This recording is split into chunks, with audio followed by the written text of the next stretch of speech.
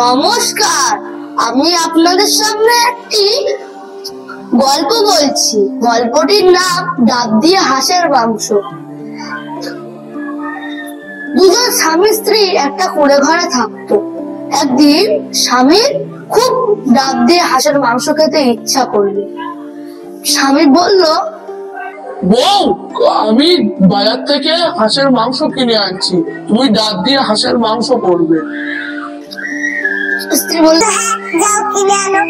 তারপর বাজারে যেতে যেতে দেখলো একটা লোক ওর বন্ধু রাস্তা দিয়ে হেঁটে যাচ্ছে। লোকটি বলল, কোথায় যাচ্ছিস? লোকটি বলল যে আজকে স্ত্রী ডাব দিয়ে হাঁসের মাংস তৈরি করছে, তাই আমি বাজারে হাঁসের মাংস কিনতে যাচ্ছি। আবার যেতে যেতে একটু মিষ্টির দোকান পেল।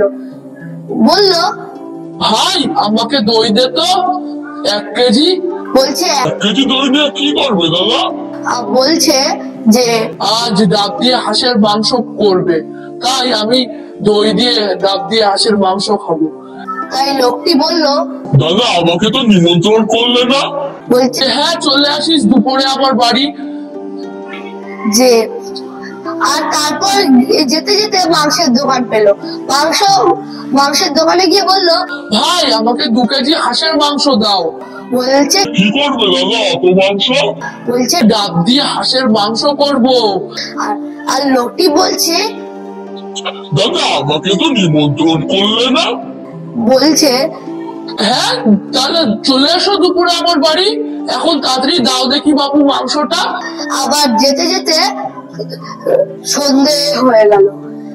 গিয়ে বউকে বলল, বউ, আমি মাংস নিয়ে চলে এসছি, তাড়াতাড়ি মাংস চাপাও। বলছে মাংস যে রান্না করবো, ডাব কই? ডাব তো পেড়ে দিতে হবে। বলছে হ্যাঁ, সেটা তো ঠিক। এবার একটা বন্ধুর কাছে গিয়েছে।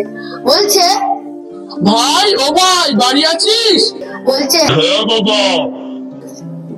ঘুমাচ্ছিল, কিছু বুঝতে পারিনি কে। বলছে হ্যাঁ বাবা, কে?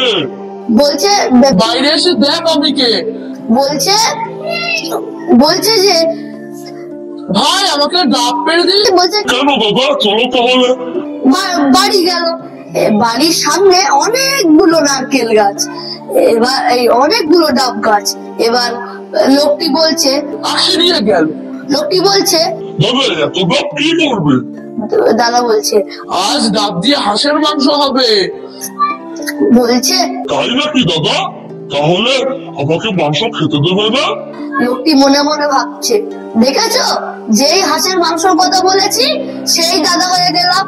আবার বলছে যে দাদাকে চোখ বন্ধ করতে বললো। দাদা চোখ বন্ধ করলো, আর লোকটি এক ঝটকায় ডাব গাছের উপরে উঠে গেল, দিয়ে অনেকগুলো ডাব পেড়ে দিল। তারপর পরের দিন সকালে যেই রান্না করলো, রান্না হয়ে গেল। দুপুরে অমনি সবাই এসে হাজির। এখন সবাই মিলে খেলো। আর বৌদিরা বলছে যে তোমরা খেয়ে না, আমরা পরে খাবো। বলছে না না, একসাথে খাবার তো মজাই আলাদা, এসো আমরা একসাথে খাই। নমস্কার।